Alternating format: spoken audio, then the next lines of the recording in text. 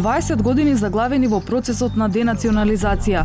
Ова е приказната за 36 семејства до Охридското село Пештани, за кои минатата недела објавивме дека не можат да се ги вратат парцелите одземени од државата на локацијата каде е поставен познатиот автокамп Градиште.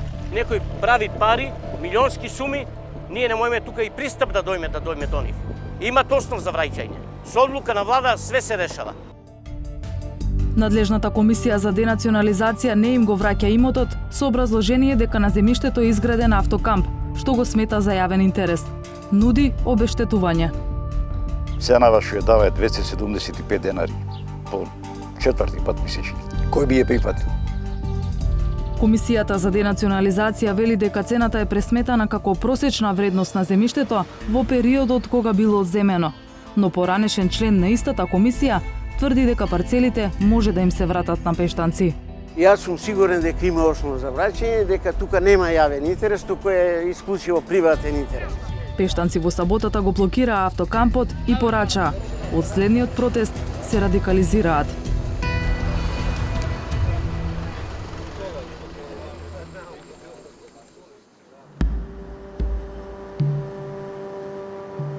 Ново рочиште во Управниот суд за барателка на имот во Градиште, кој во 1957 година и го конфискувала државата. Атина Милеска од Пештани поднела тужба против решението на Комисијата за денационализација, која одбива да ги врати парцелите во Градиште и за возврат и нуди обештетување по цена од 235 денари за метар квадратен. Во овие 20 години ништо немаме постигнато. Јас лично имам 3 пресуди во моја корис и пак таа корис за 235 денари една смешна цена. Значи тоа нигде го нема. Ние го бараме земјиштето да ни се вратит или да ни се плати по соодветна цена како што ние си сакаме. Зошто пак да го ставиме ние на некој да го користи, да ги зема тие пари да ги работите? Пресудата на Управниот суд стигна за 24 часа. Беше објавена во отсуство на тужителката и тужените. Овој судечки совет едногласно ја донесе и ја објавува следната пресуда. Тужбата на тужителот Атина Милевска од Пештани се уважува. Решението на Министерството за финансии и Комисија за одлучување по барање за денационализација се поништува и се задолжува тужениот орган во рок од 15 дена од правосилноста на пресудата да донесе нов управен акт. Судечкиот совет образложи на што ја темели пресудата. Од сите изведени докази не се стекна сигурност дека тужениот орган при утврдување на фактичката состојба во целост утврдил дали предметното земјиште може да биде предмет на реално враќање. Значи тоа е првата и основна и најглавната интенција на законот, се што може да се врати, а доколку не постои можност за такво враќање, потоа да следува надомест. Освен што не се појавија на рочиштето, од Комисијата за денационализација не одговорија ниту писмено. Како го коментираат фактот што судот не е убеден во нивните тврдења дека имотот не може да им се врати на некогашните сопственици.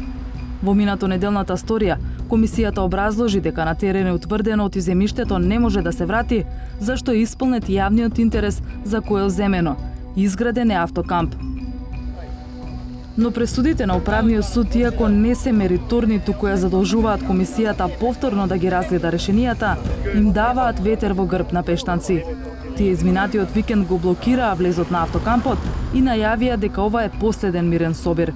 Ние овде не се собравме што ми дошло нас на памет, сега ќе го земаме на нашето земјиште што му се одземало на нашите родители. Се донесол закон. Значи тој закон треба да важи за сите во Македонија. Бараме конкретно мериторно решение од Управен суд.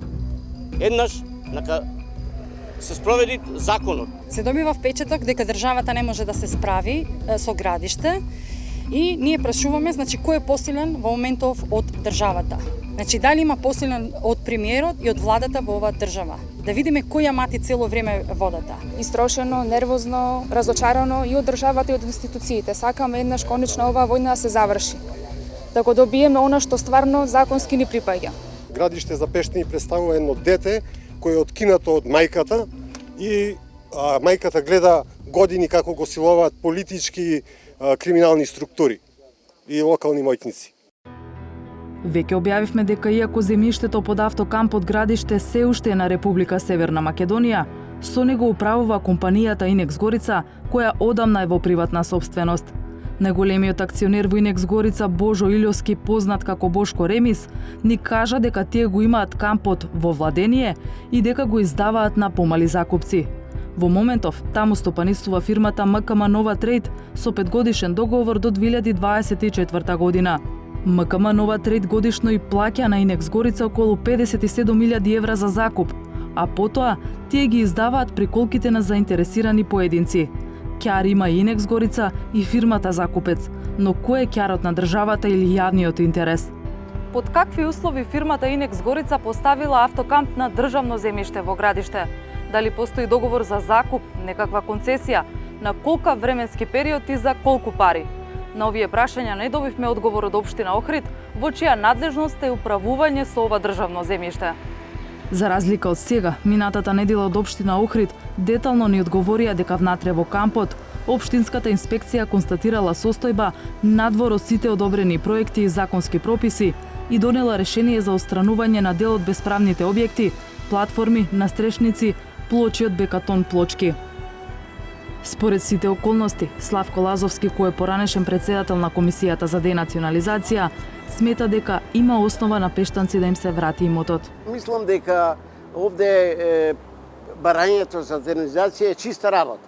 Односно, во законот за денационализација имот кој е предмет на барање за денационализација не може да биде вратен на поранешните собственици или нивните правни следбеници, доколку на тој имот има објект кој е од јавен интерес, и втората причина, доколку тој истиот имот е продаден на правно и физичко лице. Овде во конкретниот случај нити има изграден објект од јавен карактер, нити е продадено на правно и физичко лице. Тоа значи дека барањата не се оправдани и треба да им се врати бараниот имот.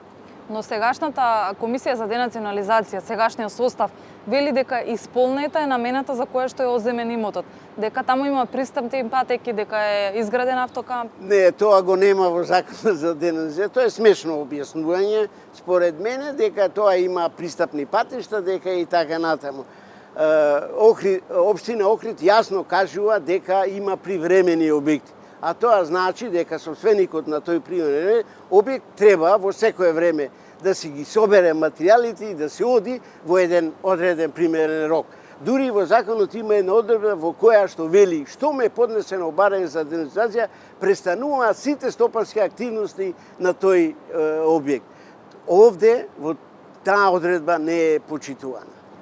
Лазовски вели дека во неговиот мандат комисијата ги почнала подготвителните работи за предметите околу градиште, но дека поради други околности тој набрзо бил сменет од функцијата. Сепак смета дека спорот одамна требало да се реши.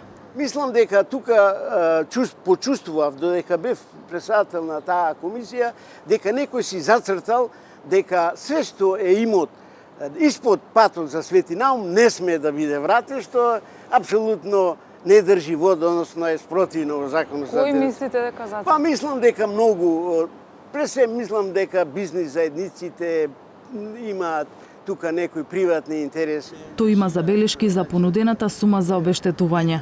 Комисијата вели дека сите така се обештетуваат. Според вредноста во моментот кога земе. Да, ама ако законот пишува па и дека предметот треба се реши во рок од 6 месеци.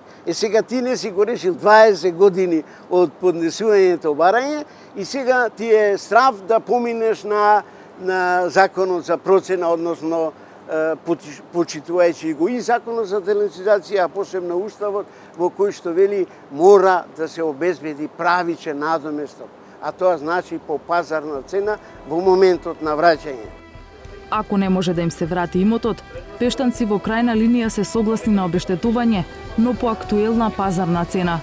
А додека тие се вртат во институционален круг и протестираат, на другата страна на кампот, туристичката сезона веќе е во полн ек.